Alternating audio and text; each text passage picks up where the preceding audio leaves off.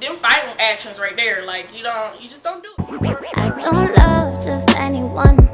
I am not just anyone. I rock heels, I rock Jordans, and I wear wigs and rock my natural. Can you believe he says I'm pretty for a dark skin? He was dark skin. I bought some Hennessy for these niggas. Wonder if they love their mother. I love their skin color. Hey Smoochies, welcome back to my channel. If you're new, my name is Semyia. Give this video a thumbs up for more videos and leave a comment if you want to see anything else from me. Today we're doing a video. We're doing the HBCUs do's and don'ts. So these won't be all of them, but I will just give you guys a snippet of the ones that I feel are really important if you are interested in going to a HBCU, if you've been accepted to a HBCU and you'll be attending one soon in the upcoming semester, or anything like that, or you just want to educate yourselves on the HBCU culture. This would be a great video for you guys to watch, and I'll try to give you guys some informative tips on survival, I suppose. But I hope you guys have fun watching this, and I'm gonna get straight into it. So the first one that I have is do not skip out on home games during football season. If you go to Tuskegee University, you know exactly what I mean. I don't know what the home games are like at every other HBCU, but at most HBCUs, from what I can tell, one, the band is always lit. Like, the band is like one of the littest parts of going to a HBCU. They play different songs. They cover a lot of hip-hop music, R&B music, old school music, things like that. But it's always like really lit and hyped. They're dancing. You get the flag girls and the well, our girls are called the piperettes, or at one of these other schools they call like J-sets, like, you know, different dancers and stuff like that. But if you go to Tuskegee University, you know what it's like to be under the shed. I'll insert a clip right here, because the shed at Tuskegee University is nothing like what you will experience at any other school. So this is just my specific HBCU experience. You do not want to miss a home game, because it's always lit, it's always turned up, and it's always a good time.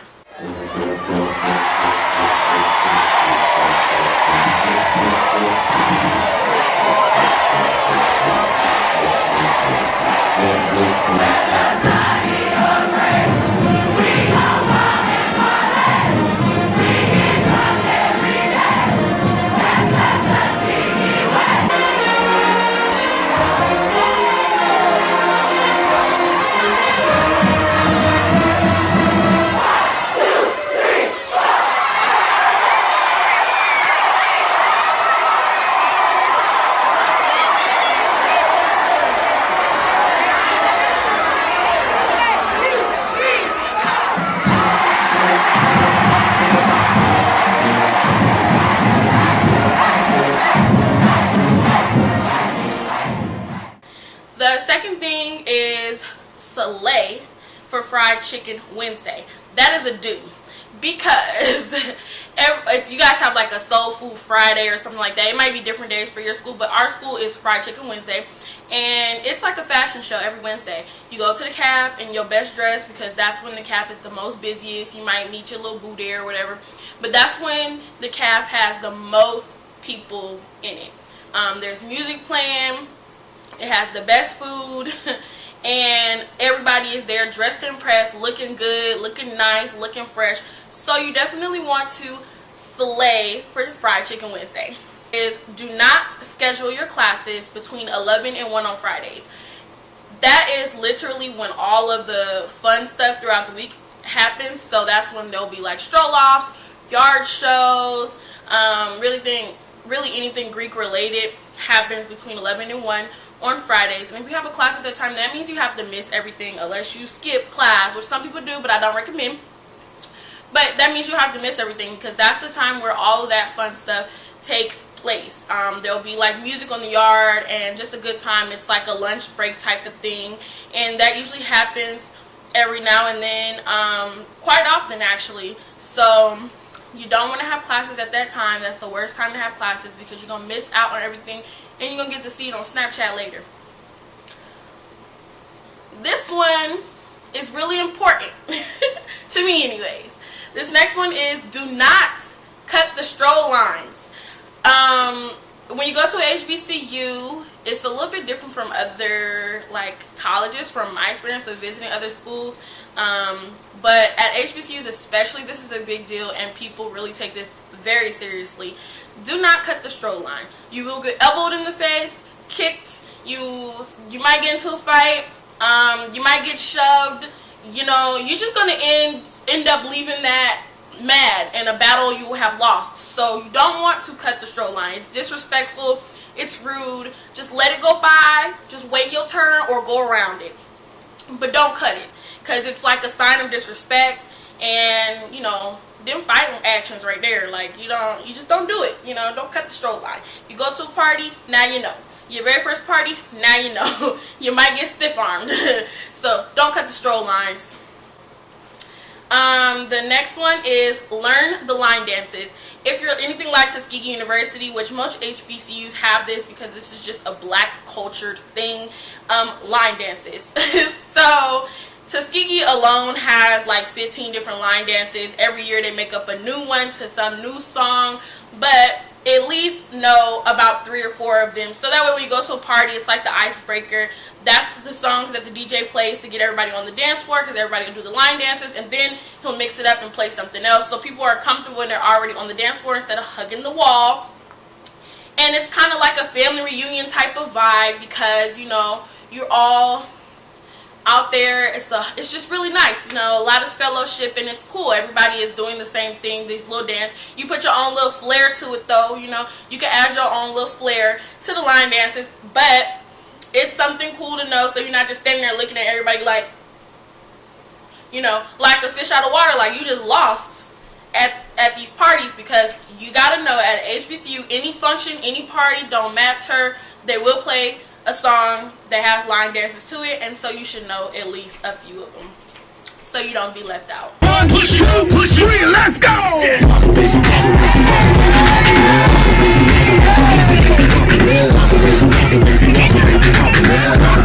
Everybody join in!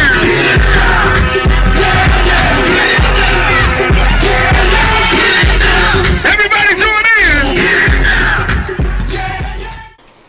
The next one is know your school's song and chants. So when I say school song, I mean like your alma mater song, you know, like Tuskegee, the pride of the swift growing south, we pay thee our homage today. You know, you gotta know that song, because when homecoming comes, when you become an alumni, when people come back to visit the school, it just looks tacky if they say let's all sing this song and you don't know it. You should know it. It's your song, you know all the other dang songs, so you should know the song that is for your school. It's important and it means a lot. And know the chants, because you gotta have that school spirit, that school pride, you know, rah rah woo woo. You gotta know the school chants. Because if you're at a rival like sports event, you want to know the chants so you can say it with them, because it's lit. You know, when you talking mess to the other team across the field, it's pretty fun. You just want to know your chants for when people come visit your school, like high schoolers and stuff, so you can show them how lit your school is and how much school pride and spirit you got. You know, you could do the chants with them, so that's always cool, and it's like special to your school, so you should know those.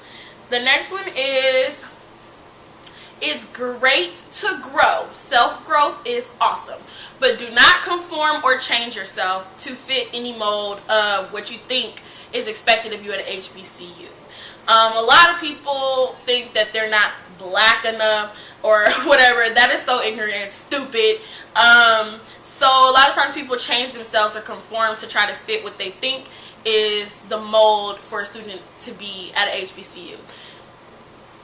We are a melting pot. We have students from all different backgrounds, and you know, some rich, some poor, some gay, some straight, male, female, whatever, you know, all different backgrounds. Everybody is different, and the color of your skin does not determine how you should act, you know, or present yourself. You know, you're there to get an education, and there is something on that campus for everybody. So you don't have to conform or try to make yourself to be something that you're not, because chances are there is a club or organization or a group of friends or something on that campus that you will absolutely fit into, and you don't need to mold yourself into anybody else but who you are. So be true to yourself. It's okay to grow with yourself, but be who you are. Don't change for nobody else. The next one is find your hustle. Well, if you I think this is common on most campuses of like college campuses and stuff, but specifically HBCUs, because they're smaller campuses, less students and that sort of thing. Everybody has a hustle. It seems like everybody has a hustle. Not everybody does, and not everybody needs to, but it seems like everyone has a hustle, which basically means that you have some type of way or entrepreneurship, something that you do that makes you money. Whether that be selling snacks in the dorm, doing hair, doing nails, doing makeup, giving people rides to the store for cash, writing papers, whatever it may be. Everybody has their little angle, their hustle, or whatever it is. And there are people on your campus who are known for being the best at this or the worst at this or whatever. But it's a nice little way to make some change into your pocket. So if you are an entrepreneur, you have a skill that is like special, and you go to a HBCU, chances are there are students on your campus who don't want to venture out for these type of services, and they're willing to pay, and you know, you can price them at a reasonable rate because you're in college, so you understand the struggle. So find your hustle, and you can make some little extra cash on the side to pay for your books, maybe even help with your tuition, pay your rent, feed yourself, whatever you need to do. But find your hustle is pretty cool. You can post flyers and stuff, and you know, it's really nice to see black people support other black people, you know, and y'all work together. Teamwork make the dream work. The next one is network. Make sure that you are not just stuck in your dorm and being antisocial. There's nothing wrong with being antisocial, don't get me wrong. I can be antisocial sometimes. I like to be to myself. But you want to get out and you want to network. Network with the people in your major, network with your professors, network with the people who live on the same floor as you in your dorm. All these things are beneficial to your life because maybe one day you'll need them throughout your college career. Obviously, you're going to need your professors, so you should network with them because maybe you'll need a favor, maybe you need them to excuse something one day or take something a little lighter on you because you're having some issues or whatever. And if they know you personally, it just helps. Know the people in your major because maybe you guys want to, you know, help each other out with a homework assignment, study for a test together, or pair up in a group project because you know their work ethic matches yours. It's important to network with people in your major. And also network with the people who live with you in your dorm, on your floor, that sort of thing, because you just never know if you need something like to borrow toilet paper, you need a broom, you know, something like that, or you know, you just need somebody to talk to, a friend, whatever. It's also just important just to network with people because you never know who you're going to need. At an HBCU, one thing I've learned is that it is who you know. A lot of times, a lot of the problems that you face, you can easily get out of them based off of who you know. So network as soon as you get there. Do not wait until you're like years into it because it makes it a lot harder for you. But network when you get there. The next one. Know your school's history. This is probably the most important one. You go to an HBCU, which stands for Historically Black College or University. History is literally in the title. You should know your school's history. It's really important. People worked really hard for you to be able to get an education that you're receiving in this country and at the university that you chose. If you go to a HBCU, it's important to know the history. Know who founded your school, know why, know the background, know how they built it from the ground up. You know, just it's really important to want to learn that information. So if you go to HBCU, definitely you should know, because when questions come up and people start to question your education or question your HBCU or the relevancy of an HBCU, you want to be able to clap back, honey, but you want to do it, you know, intellectually and sophisticated and classy, and you want to be knowledgeable when you do clap back, because ain't nothing worse than clapping back and you don't know what you're talking about. So know the history of your school. That's important. Certainly not least, don't get caught up in the hype. Be responsible. you are at school for a reason. You pay all this money, you earn, you know, these accolades, these scholarships and things like that to go to school. School is not free, and it's a huge honor, so you don't want to get distracted by all the social stuff. You know, balance your life out. The social part is really important. You want the HBCU experience, you want the college experience, but balance it out because you don't want to struggle towards the end, and you also don't want to lose your scholarships or anything like that if you came in on one. You just want to make sure that you are focused on what you came here for, which is to get your education, to get that degree. So make sure that you don't get lost in the sauce, honey. That is it for today, you guys, and I hope you guys enjoyed this video, these do's and don'ts. If you guys want some more videos like this, because you guys seem to like these a lot, so if you want more videos like this, definitely leave a comment below on specifically what you guys want me to tackle. Make sure you give this video a thumbs up, subscribe to my channel if you haven't already, and follow my social media, which is linked in the description box below. I definitely try to talk to you guys a lot on my social media networks like Snapchat and Twitter and Instagram, so definitely make sure y'all are following me. I'm very active on my social media, and I will see you guys in the next video. Smooches. I got a condo in Manhattan. Baby girl, what's happening? You and your ass invited, so gonna get to clapping. Go pop it for a plan, pop it for me. Turn around and drop it for a plan.